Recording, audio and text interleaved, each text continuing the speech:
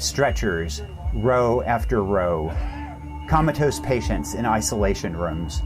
Every surface is dangerous, and so is the air, especially during an intubation.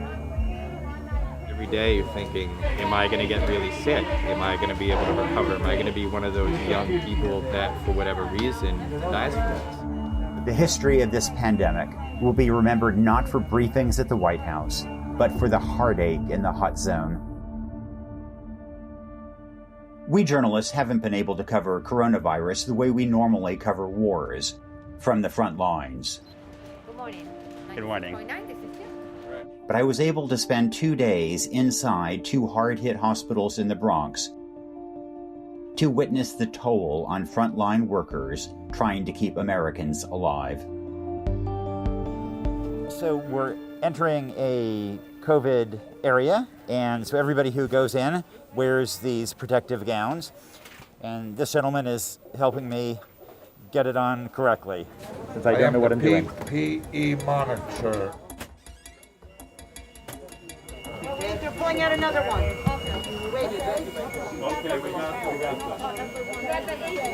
Find that patient now. We need the patient to go upstairs, please.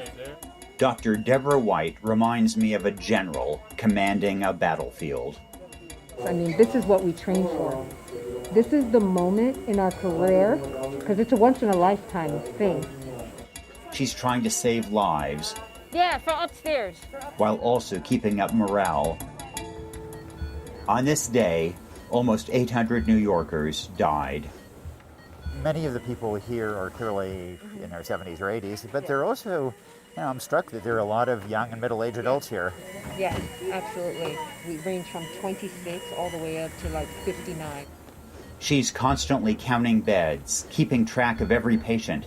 So we're just rounding, want to know how you're feeling. And sometimes, that human interaction helps them. So the bus is here?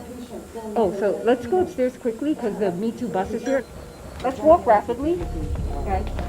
Dr. White has a problem. Too many patients, not enough beds. Unless they make room, more people will die. This is a medical evacuation bus to take people from this hospital to make some space here.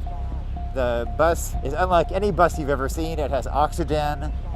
It has EMT people there to support the patients as they make that ride. But as this bus frantically shuttles overflow to a nearby hospital, new patients continue to pour in. Oh, that's great.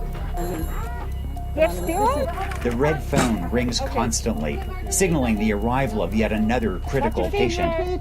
So many that there is a traffic jam of stretchers, leading to a small army of doctors and nurses. Watch your arm. They are about to attempt a last desperate step, an intubation. I need a vent. I need a vent. I need a ventilator. Adam, there's a vent in there. So what we're going to do is intubate her right now to support her oxygen level so that we can improve the oxygen exchange. This procedure spews virus into the air, leaving staff at enormous risk as they try to save the patient's life. Okay. Take some deep breaths. You're okay.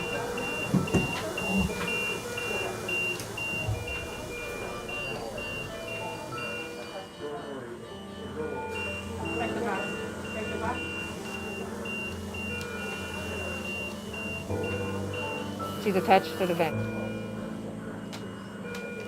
While intubated, patients can't speak, and what everybody knows is that they probably will never speak again. Ventilators may be life-saving, but most patients still die. Death here has no dignity. Patients can't have visitors. They're scared. They can't even see their nurse's eyes. I've reported on lots of deaths in my career, and this feels particularly brutal. Someone codes, someone dies, you go on to the next patient. Someone codes, someone dies, you go on to the next patient. And you don't have time to process those emotions until you get home. I have cried just at home thinking about it, or just when you get home you finally take a breather, and that's when you let it all out. Because you don't have time to process those emotions here. These doctors and nurses are risking their lives, and we're failing them. Some told me of their deep frustration with the government's response. We catastrophically bungled testing. The president dithered. Americans kept on partying. The result? Thousands of needless deaths. I was in the intensive care unit. The second patient who came in who was tested positive was a 27-year-old. I'm 29 right now. I'm just as healthy as this patient. It just oftentimes feels like a roll of the dice. I spent 12 hours by his bedside with all my PPE on. He would grab my hand and I just kept telling him that everything is going to be okay, that we were doing the best we could.